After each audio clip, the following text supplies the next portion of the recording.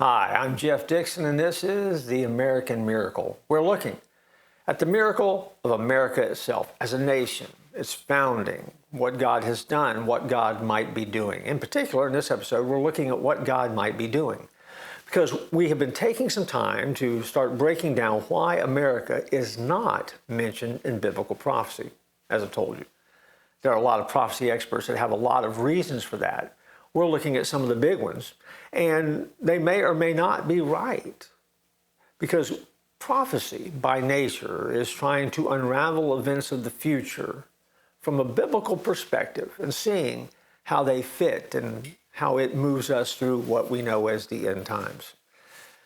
I don't like the one I'm going to share with you today, but it is yet a school of thought that is out there. One of the reasons that America is not mentioned in end times prophecy. The idea is simply this: that America will be invaded by outside forces. Perhaps the silence of Scripture on the future of America indicates that by the time the tribulation arrives, America may have lost her influence in the world and no longer be a major player. America's thirst for oil and inability to close the gap between supply and demand could cripple our ability to defend our borders and protect our nation.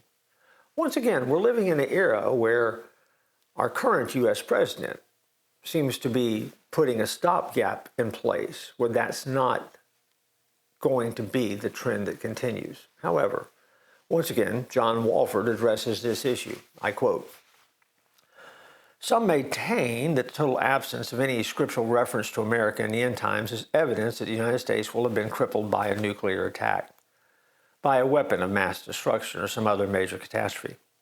In the post-9/11 world, the detonation of a dirty bomb, nuclear device, or biological weapon on U.S. soil is dreaded, yet a distinct possibility.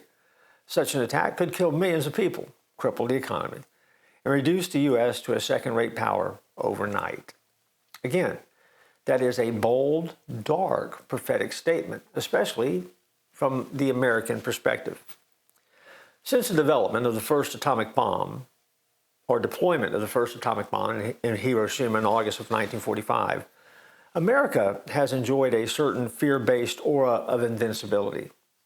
It is power through strength.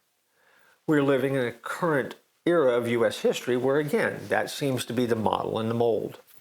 Both friends and enemies know that at any time, a nation could use their weapons in an arsenal to protect the nation. According to Ed Timberlake, who served in the Office of Secretary of Defense, he says Air Force and Navy personnel continue to stand vigilant 24 hours a day, 7 days a week, inside the strategic triad of bombers, land-based ICBMs, and submarine boomers. In today's world, however, such power and vigilance may no longer deter enemies from attacking the United States. Timberlake also observed that the political instability in Pakistan, for example, could lead to nuclear warheads falling into the hands of radical Islamic jihadists. It is certain, continued Timberlake, that a nuclear weapon in the fanatical jihadist hands would be used. And the only current deterrence against this is people like our current politicians, who have the responsibility of trying to hold this type of activity at bay. The nation of Israel, for example, who just recently has taken a preemptive strike against the nation of Iran. Because in the end, if jihadists had the opportunity to attack, where would these attacks be unleashed? They would be attacked in places like Paris, London, New York, D.C. He went on to say, Timberlake did, that jihadists are not only a threat from rogue nations armed with nuclear weapons, but there are criminal states like North Korea and, of course, Iran. Either country, for whatever reason, may be prone to use these weapons as a means of attack or a means of furthering their own cause and agendas. Each enemy has a different agenda, but they share a common disregard for human life and a burning hatred for the United States. Why do they hate the United States? Because we are the major ally of Israel. And so, somewhere along the way, In the political intrigue and upheaval that takes place in the world around us, there is a school of thought that says that one day America will be invaded by outside forces and loses its sphere of influence.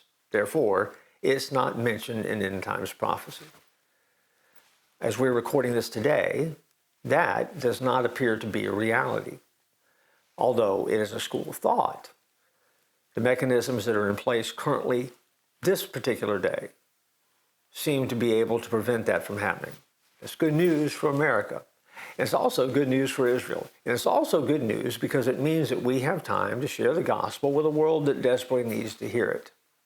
And if anything has come through so far in this series, it's understanding that America has been founded on Judeo-Christian principles, and those principles give us the exceptionalism that we know as Americans.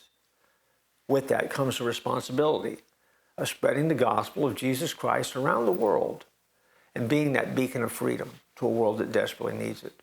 And so, for now, we, in some ways, are responsible as a nation for keeping that balance of power in the world as it needs to be. It's a holy task. It's a sacred task. And it's part of the American miracle that's unfolding even in our own lifetimes. Celebrate that. Pray for our leaders. Pray for our world leaders. Pray for the enemies of our nation. And pray that God would continue to reach the world that needs to know him with his love. I look forward to joining you next time in our next episode.